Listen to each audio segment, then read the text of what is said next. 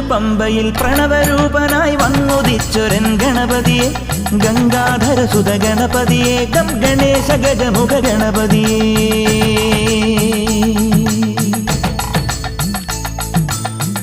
പമ്പയിൽ പ്രണവരൂപനായി വന്നുദിച്ചൊരൻ ഗണപതിയെ ഗംഗാധരസുത ഗണപതിയെ ഗം ഗണേശ ഗജമുഖ ഗണപതിയെ പമ്പാ ഗണപതി പാരിന് ഗുണനിധി മംഗളമൂർത്തേ സിദ്ധിവിനായക ഇരുമുടിയോടെ ഞാൻ മല കയറുമ്പോൾ തുണയരു